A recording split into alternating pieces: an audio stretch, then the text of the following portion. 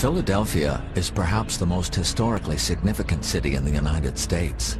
Here in the cradle of the American Revolution, one can literally walk in the footsteps of men such as Benjamin Franklin, Thomas Jefferson, and George Washington. But when one walks these hallowed streets, one also walks among the ghosts of Philadelphia, spirits that roam the night and lurk in almost every corner of the city. It has been said that the spirits of the Founding Fathers haunt the streets near Independence Hall. Here, the seamstress who sewed the nation's first flag stands vigil in the house in which she died. The hapless spirits of convicts haunt the cell blocks of the 200-year-old prison. Hessian soldiers dwell in the cellars of the most haunted place in America. A vigilant wife keeps watch over the home she lived in 130 years ago. Philadelphia, the city of brotherly love, is also the city of restless spirits, spirits that have returned from beyond the grave to walk among the living.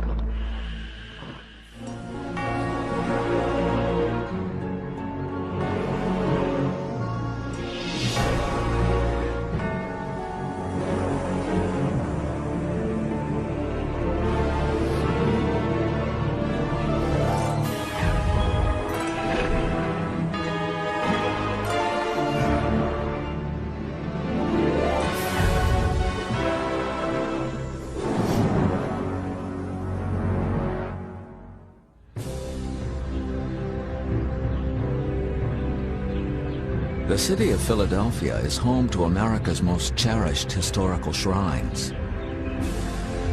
Here in Independence Hall, the Declaration of Independence was signed in 1776. For over 300 years, some of the nation's most revered men and women lived and worked in this grand old city. It may be that their spirits still walk these cobblestone streets. The streets of Philadelphia have been tried by the likes of Washington and Jefferson and Franklin and Edgar Allan Poe and great statesmen and leaders and writers and artists. And when one walks these streets today, one feels as if they might be just over your shoulder, just up ahead at the next corner. It's a feeling you get when you walk these hallowed streets of this city. Philadelphia has long inspired tales of the supernatural. Stories of ghostly encounters have been recorded since the founding of the colony, and many artists and writers have fallen under the eerie spell of the city. Among the noted writers who spent time in Philadelphia was Bram Stoker. He wrote a major part of his horror classic Dracula while staying here in the Bellevue Stratford Hotel. But Philadelphia's most renowned resident writer was the master of the macabre himself, Edgar Allan Poe. Poe first came to Philadelphia in 1829, and over his short, tortured lifetime paid several extended visits to the city. The author of such classics as The Pit and the Pendulum and The Mask of the Red Death, he wrote some of his most terrifying tales while living at this house in central Philadelphia. Since his death in 1849, Poe's spirit has been encountered in various locations throughout the city. What is it about Philadelphia that inspires such tales of the supernatural? The answer may lie in its rich historical legacy. Philadelphia was the first settlement in the colony of Pennsylvania, founded in 1682 by William Penn, a Quaker. The very name Philadelphia, from the Greek meaning city of brotherly love, alluded to Penn's Quaker ideals. William Penn still watches over Philadelphia from atop City Hall, but according to legend, he may also walk the streets of the city he founded. If you come to Philadelphia, you know that large statue of William Penn overlooks the city still today, but there's a lesser-known statue of William Penn on the grounds of Pennsylvania Hospital in Center City, and it's long been held that that statue, at times under a full moon, descends from its pedestal and walks around the grounds of the hospital. Is it probable that statue descends its pedestal? No. Is it even possible? Probably not. But just in case, we still wonder. We still stand at those railings and those gates and look inside there and say, you never know. With a central location and a good harbor, William Penn's colony quickly prospered in commerce and manufacturing. By the middle of the 18th century, Philadelphia was the largest city in the American colonies. The colonists, however, were beginning to chafe under British rule. The growing independence movement began here in Philadelphia, the political and cultural heart of the colonies. When the colonists decided to gather to discuss their grievances in 1775, they chose the city as the site for the First Continental Congress. The delegates chose Carpenter's Hall as the meeting place of the First Continental Congress. As more and more delegates began to arrive, they decided to move to larger quarters at the Pennsylvania State House, now known as Independence Hall. We're standing in front of Independence Hall, formerly the Pennsylvania State House, which is indeed the birthplace of America. In this building, on a hot summer's day in 1776, something called the Declaration of Independence was signed.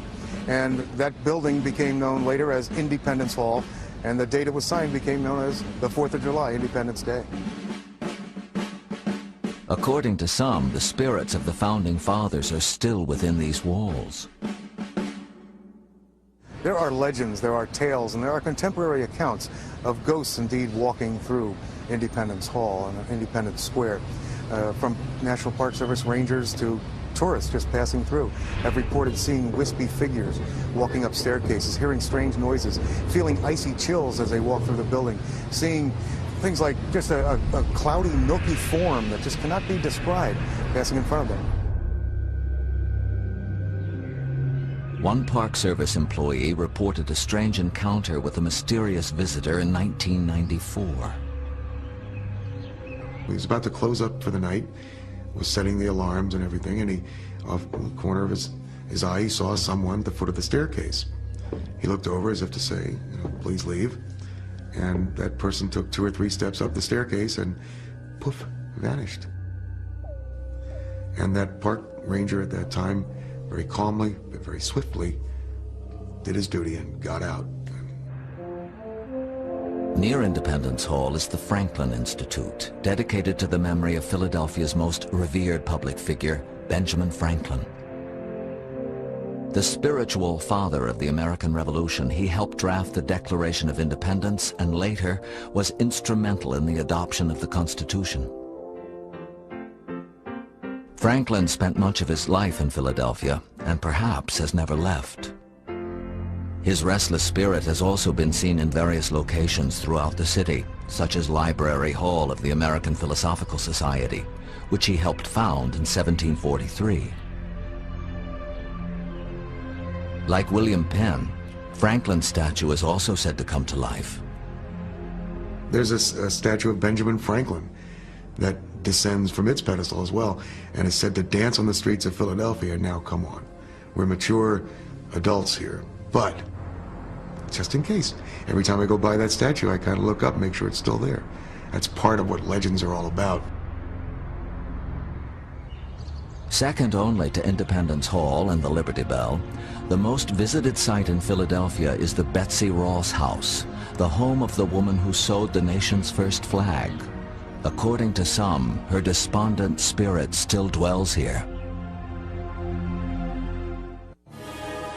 We now return to haunted history. At the beginning of the American haunted history. At the beginning of the American Revolution, the first task the colonial patriots faced was to create a fighting force that could challenge the British Empire. It was crucial that the colonists forge a sense of national identity to unite the colonies. They needed a symbol of unification. In short, a flag. In 1776, they turned to a widow who ran an upholstery shop in Philadelphia, Betsy Ross. According to tradition, she helped design and sew the first flag of the new nation. Today, the Betsy Ross House at 239 Arch Street is one of Philadelphia's most popular historical sites. Each year, over 300,000 people visit the home where Betsy lived during the latter part of her life. She is buried there next to her third and last husband, John Claypool. According to some, her spirit still dwells on these premises. I've heard that some people have heard strange goings-on in the house that suggests that Betsy is still inhabiting the house. And I think that the reason why the American public is so, has embraced this house so genuinely and so patriotically is that it's the good spirit of Betsy, that once you've been in the house, it brings you closer to her.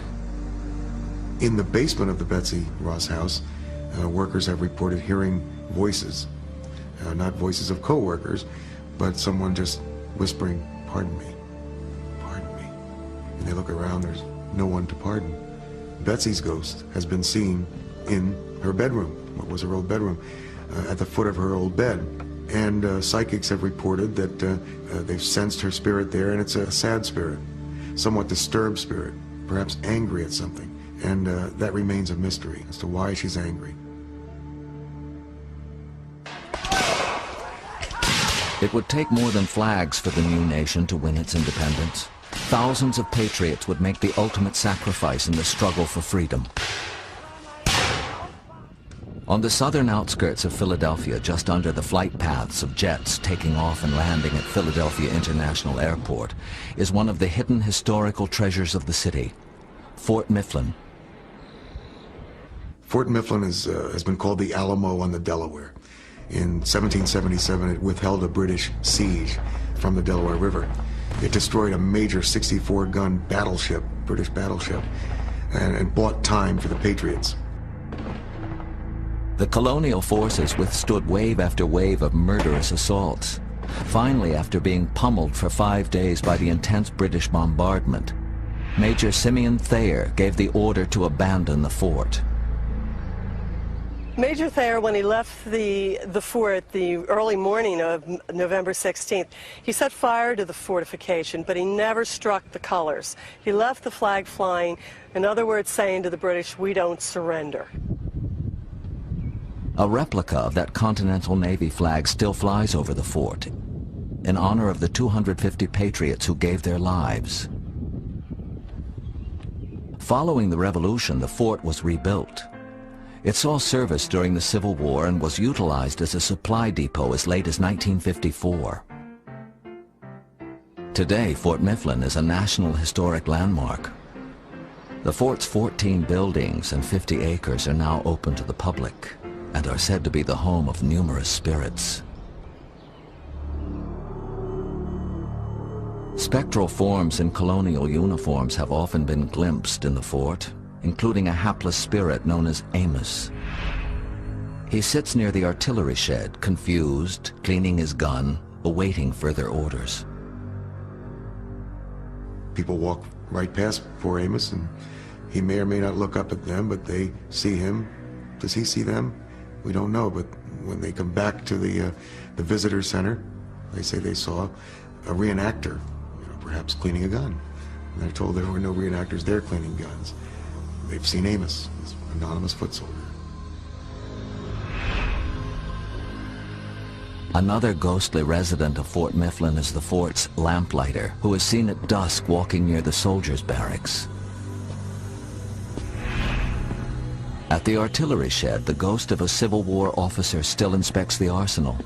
Some people believe that this might be the spirit of Sergeant George W. Bromley, who served at the fort for nearly 36 years.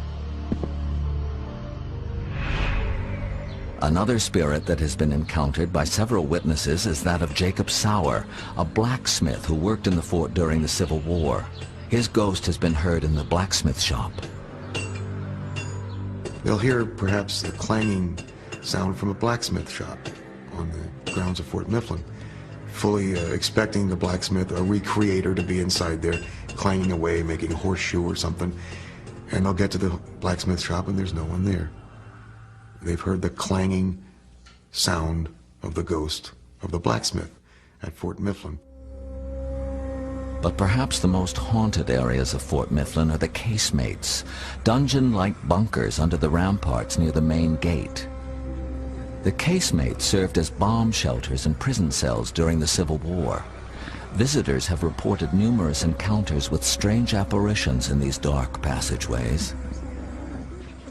During the Civil War, this fort was used as a Confederate prison camp. There probably were 200, 300, 400 prisoners here at a time, even a few more right after the Battle of Fredericksburg. In the dark recesses of the casemates, visitors sometimes encounter a despondent man in gray sitting quietly in one of the cells, the defeated spirit of a Confederate prisoner of war. Another spirit often encountered near the entrance to the casemates is that of a mysterious man in a federal uniform. People have walked out of the casemates and they've nodded at a soldier. And when the soldier looks up to nod at them, he has no face. And the people kind of take a couple of steps back because they've encountered the ghost with no face, the faceless man. The most disturbing spirit at Fort Mifflin is the Screaming Lady, a frightening apparition that has been seen and heard on the second floor of the officers' quarters. It is thought that she is the ghost of Elizabeth Pratt, an officer's wife who committed suicide following the death of her estranged daughter in the early 1800s. Many people believe that Elizabeth is mourning her child, who died while still in her teens. Elizabeth Pratt hung herself because she was never able to reconcile with her daughter before her daughter's death. So she comes back here, in my view, in order to try to make that connection again, because this is where the split happened between her and her daughter. And perhaps she comes back here to Fort Mifflin to walk the walls looking for her daughter and hoping someday to be at peace about the whole situation.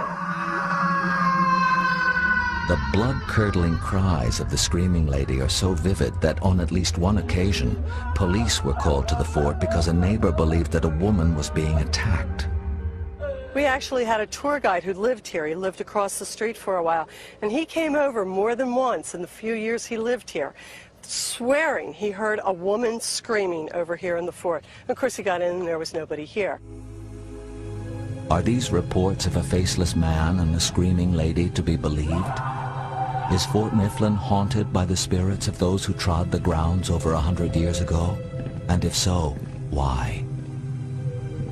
I think there are certain, perhaps, souls that need to find some peace somewhere, and that they return to whatever spot was important to them during their mortal life, and before they can pass on to the next plane and, you know, to continue what I believe is a journey. Why wouldn't they come back here? Perhaps the spirits of those who lived and died in Fort Mifflin still dwell within these walls. Perhaps they are only echoes from the past. Whatever the case, anyone who visits the fort may very well have an encounter with the unknown. Fort Mifflin is not the only site haunted by the spirits of Revolutionary War soldiers. There is another location near Philadelphia home to numerous spirits, the General Wayne Inn. We now return to haunted history. Following the defeat of British forces in 1781, the Continental Congress returned to Philadelphia and undertook the task of forging a new nation. From 1790 until 1800, the city served as the nation's capital. In the late 18th century, Philadelphia called itself the Athens of America. And anybody who was anyone in this country came to Philadelphia because it was the political capital, it was the cultural capital, it was the intellectual capital. During those years, one of the most popular stopping places for travelers going to and from the city was the General Wayne Inn, located 8 miles from downtown Philadelphia in what is now the suburb of Marion. Named in honor of Revolutionary War hero Major General Anthony Wayne, the inn opened in 1704 and is considered to be the oldest continuously running restaurant in the United States. Among the notable visitors who stayed in the General Wayne were Benjamin Franklin, George Washington, the Marquis de Lafayette, and Edgar Allan Poe. According to some, their spirits still remain. Perhaps what's most remarkable about the General Wayne is that there are as many as 17 ghosts wandering within its walls, from the basement to the roof. It's loaded with ghosts. And what's also remarkable is the range of those ghosts. They range from Hessian soldiers to common folk who lived in the area to perhaps Edgar Allan Poe, whose spirit has been seen there and felt there. Edgar Allan Poe first visited the inn in 1839 and is said to have written a major portion of his famous poem The Raven while staying here in 1843. Over the years, his spirit has been seen sitting at his favorite table in the corner. Today, the General Wayne features fine cuisine in the dining room, as well as a lively nightclub in the bar area. But employees and patrons might encounter spirits of a different sort, for the General Wayne is said to be the most haunted place in the country. Among the apparitions reported by witnesses is that of a tall Hessian soldier. According to legend, he was murdered by Patriot sympathizers and his body buried in the stone walls. He was first seen in 1848 and, according to some witnesses, still lurks in the shadows near the wine cellar. As recently as 1999, a bartender had a disturbing experience in the basement one evening. One of our waiter bartenders was downstairs in the basement getting some stuff out of storage, because currently now we use the basement for storage. He swears that he saw something that looked as if white leggings and blue jacket kind of dash across this one area of the basement. But it was quick and then it was gone. Freaked him out. He hates going in the basement now. He won't go alone. Another spirit that dwells in the General Wayne is that of a British officer from the Revolutionary War. He was brought to the inn after he was wounded in battle. According to legend, he searches for a locket with a picture of his beloved wife that was taken from him as he lay dying. Since that time, numerous witnesses have encountered the apparition of an officer in a red uniform who seems to be searching for something. Sometimes he addresses the witnesses directly, beseeching them for the return of his locket. Then he slowly fades away. There is yet another ghost in the General Wayne, a mischievous spirit who likes to get up close and personal with employees after hours. Our closing bartender and closing manager were alone in the building, and he was wiping down the counter at the bar and heard a squeak in the wooden floor behind him and then a tap on his shoulder, and he whipped around and there was no one there. The whole place was locked up. It was empty except for those two people. He freaked out and got behind the bar and called upstairs. Talked to the closing manager for a few minutes until he calmed down. He starts cleaning the bar again and he hears a whistle at the end of the bar. He kind of tried to ignore it, thought maybe his mind was playing tricks on him, kept cleaning, but then the whistle came from the other end of the bar, and at which point he immediately ran back behind the bar again and got on the phone with his girlfriend and talked to her until the closing manager came downstairs. Employees working late at night in the upstairs office have often reported hearing unearthly screams. During the year when we have a busy night scene, we typically don't get out of here till 3 or 4 in the morning, and I'm usually downstairs doing stuff to close up, and our other closing manager is upstairs doing office work.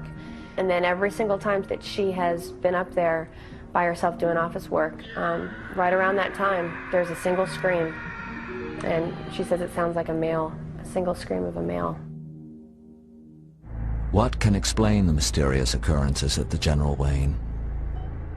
Is it possible that spirits dwell in the inn? Perhaps we'll never know, but for nearly 300 years travelers have dined and slept here. Perhaps their spirits still remain. The General Wayne's clientele included some of the most respected men of their time, but another historic Philadelphia building is haunted by less upstanding citizens. Looming like a great castle over the Fairmont section in North Philadelphia is the imposing fortress of Eastern State Penitentiary. Today, the prison is a decaying derelict, but in its time, it was the most famous prison in the world. When the Gothic-style Eastern State Penitentiary opened in 1829, it was the most expensive building in the United States and soon became the model for hundreds of prisons in dozens of countries. Eastern State Penitentiary was designed for solitary confinement with the belief that people are inherently good and that isolation would allow an inmate time to reflect on his or her crime. In the 142 years it was in operation, Eastern State Penitentiary housed some of the most infamous criminals in the country, including bank robber Willie Sutton and mobster Al Capone. The prison was finally closed in 1971. Today it is operated by a private foundation and is open to the public.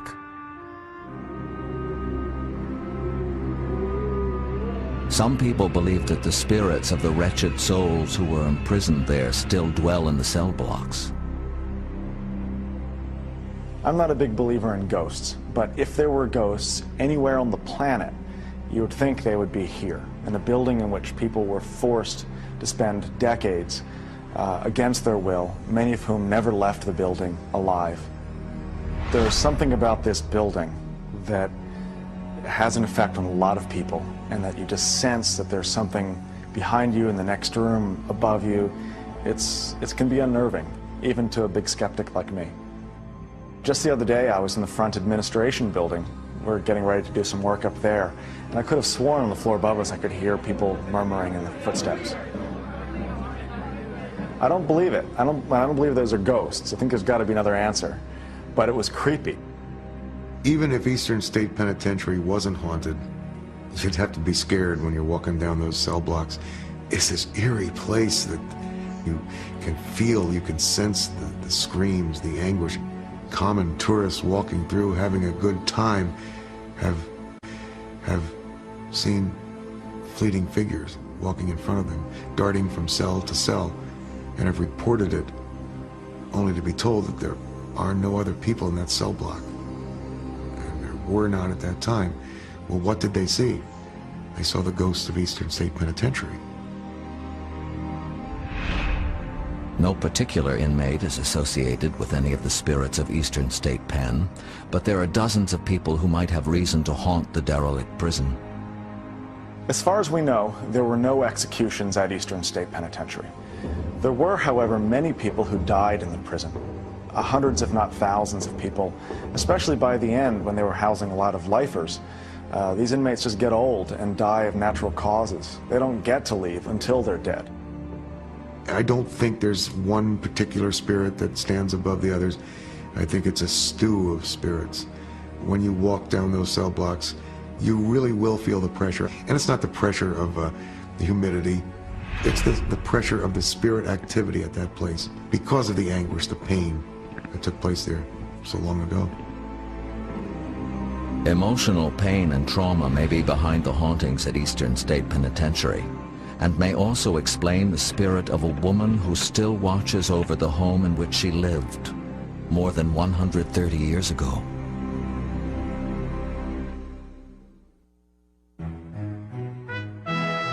By the mid-1800s, Philadelphia had ceased to be the political, commercial, and financial capital of the United States. Yet for most of the 19th century, Philadelphia remained a dynamic center for industry, culture, and politics. In the early years of the 19th century, Philadelphia began to transform itself into the nation's leading manufacturing center. And by the end of the 19th century, Philadelphia was calling itself, with a great deal of justification, the workshop of the world. As the city grew, the wealthy and influential moved to the outlying suburbs. There they enjoyed life on an unprecedented level of refinement and grace. The Crier in the Country Restaurant, an elegant dining establishment in the town of Glen Mills, 17 miles southwest of Philadelphia, is one of the oldest buildings in the area and one of the most haunted.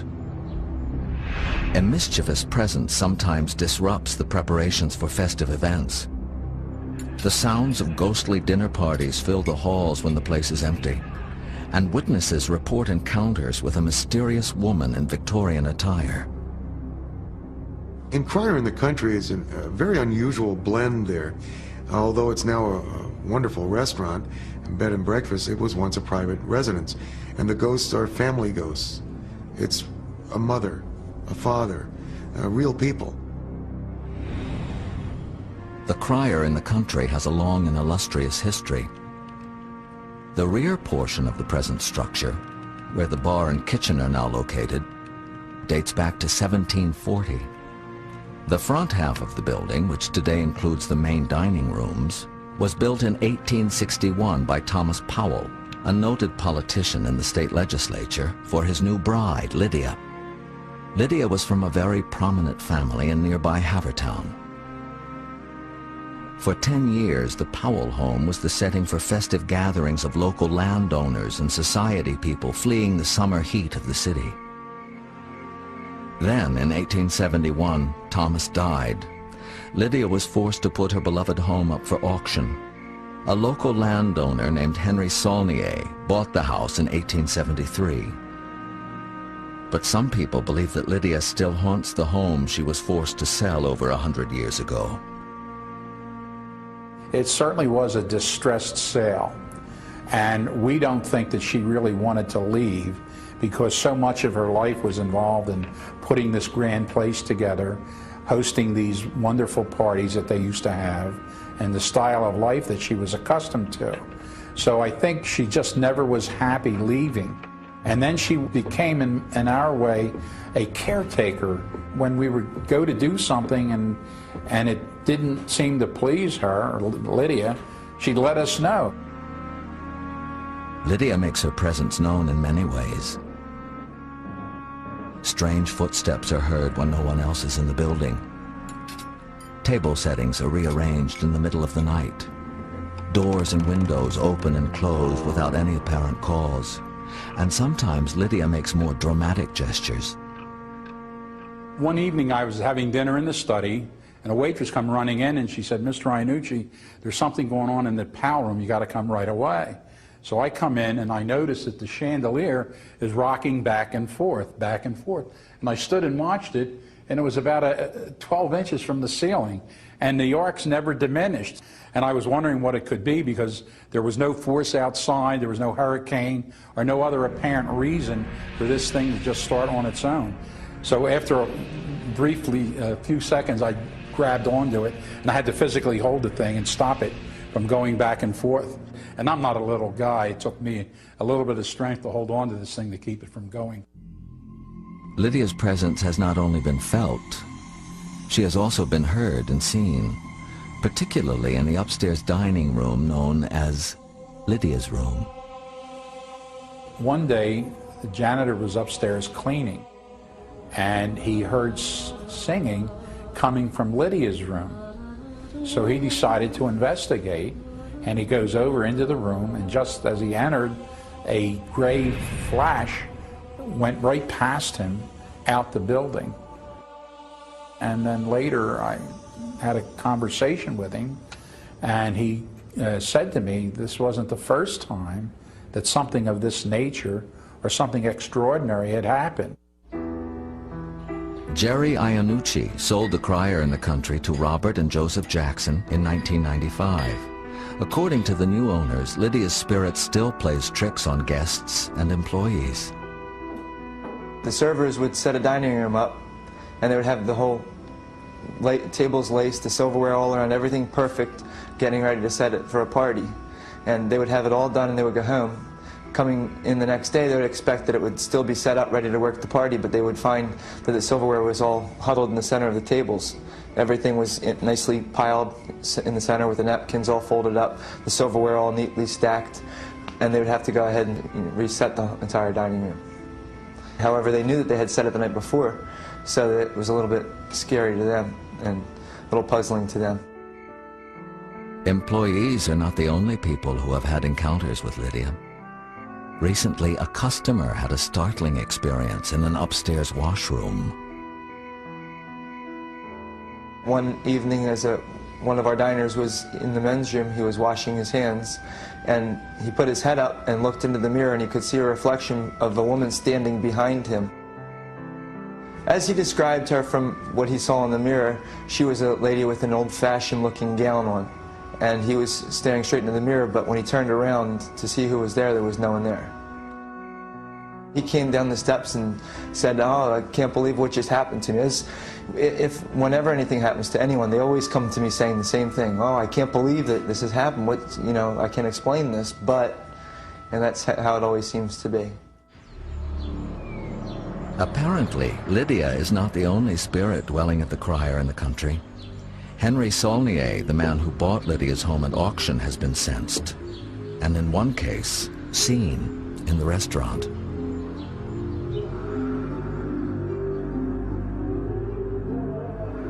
Jerry Iannucci's daughter-in-law and her niece were alone in the restaurant one day, or so they thought. The niece said to her Aunt Kathy, "There's a man in the kitchen and he's got funny clothes on." So she went to investigate and there was no one there. So we forgot about it, and then several weeks or months later, the niece was visiting with Kathy again, and we had a picture of one of the former owners in the lobby. And when the child walked in, she says, "Aunt Kathy, that's the picture of the man who was upstairs in the kitchen." So that's the first time that we had an idea that there was someone here other than Lydia. Today, the restless spirits of Lydia and Henry continue to keep watch over the house they loved. Those who now own the building realize that they are only caretakers. I think that both of their spirits feel such a love for this building. They just want to find the right owner. I think once they find the right owner, they know we'll take care of their property. Then they'll be able to go on to the next life. Departed souls who stand vigil over their homes seem to abound in the Philadelphia area. An elegant mansion in one of the city's most prestigious neighborhoods is the home of at least 7 resident spirits.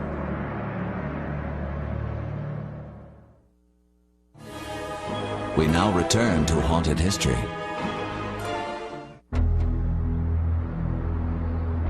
The ghosts of Philadelphia inhabit many historic public buildings such as Independence Hall, Fort Mifflin, and the General Wayne Inn. But unquiet spirits may also be found in private homes. Balroy, a 30-room mansion in the Chestnut Hill section of Philadelphia, is considered the most haunted private residence in the city. It is owned by Meade Easby or General George Meade. Balroy is a virtual museum, housing a remarkable collection of paintings, furnishings, silver, and other valuables, some dating back to the 17th century. It includes artifacts that once belonged to Napoleon Bonaparte, Thomas Jefferson, and various world monarchs. The magnificent house is also the abode of ghosts and spirits. Over the years, there have been countless reports of unexplained events and mysterious apparitions. Occasionally I would see a figure in the room when it wasn't there. You'd hear people going up the stairs when no one was here. Things like that. I do feel very uncomfortable here. There are many sounds in the night. You hear creaking and you hear banging and different things. It just seems that there's something very, very strange about it. It's not just like any normal house would be.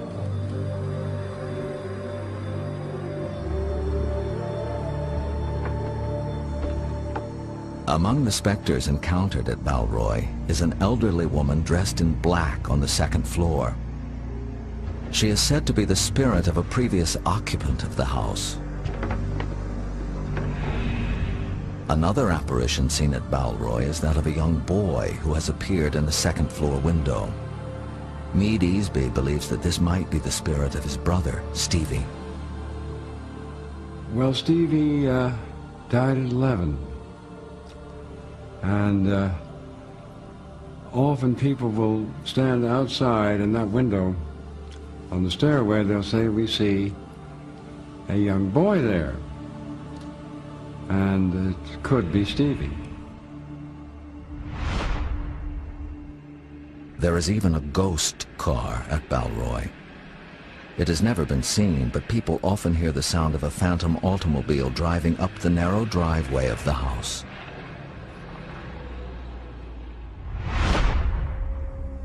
The spirits at Balroy often take the form of ectoplasm, a pale fog-like substance. Some of these strange apparitions have been photographed as well as seen. The mysterious formations resembling streaks of light and mist often appear in doorways and arches. I had been visiting Mr. Easby, and when we came downstairs and it was time for me to go, I just happened to peek through the glass doors and looked into the blue room. And in the arch, it looked like the room was filled with blue smoke or some sort of a cloud.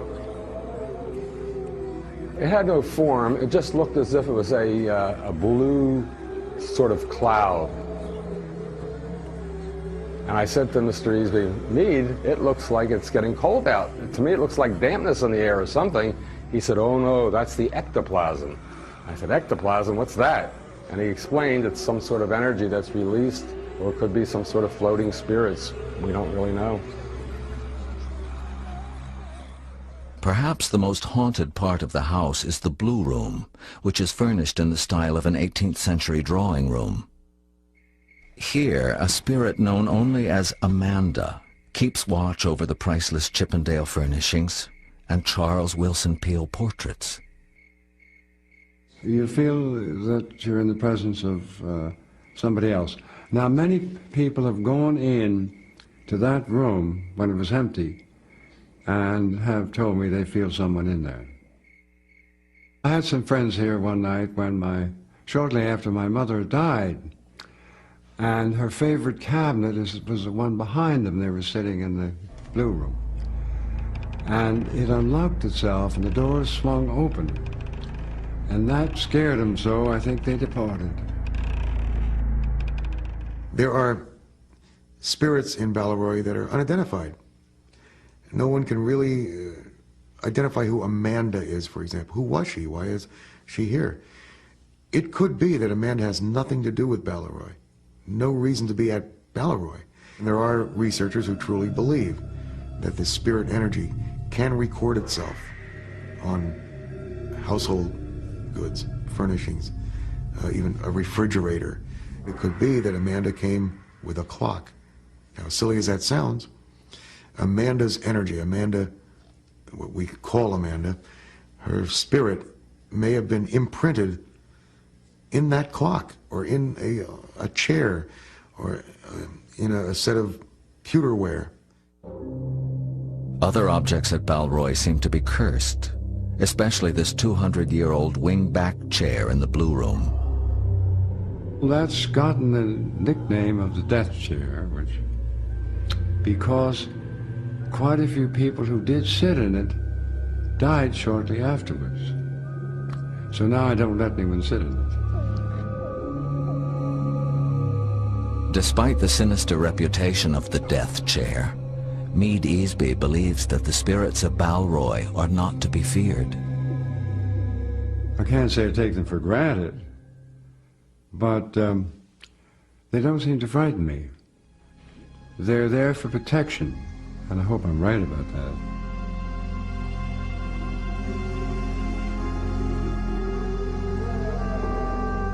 There are literally hundreds of ghost stories to be found in Philadelphia. But are they only stories? Is there any truth to these accounts of mysterious apparitions? And why are we so drawn to these tales of encounters with the unknown? Societies, since man was first able to express himself, have expressed fears about the great beyond. What is beyond? What do we become? What is there out there, if anything, from prior lives? To be smug and deny that ghosts or life after death or something out there can exist, I think is kind of sad. Because as human beings, there should always be hope. There should always be fantasy of a sort. There should always be that wonderment about what lies beyond, indeed what lies within. What makes a bisexual tryst notorious? I stalked into the room and shot him in his sleep. Was it bad judgment? She's married, and you met her in a mental institution. Or a calculated deception? Celeste can manipulate anybody for anything. For Love or Money on Notorious. Tomorrow at 8, only on the Biography Channel.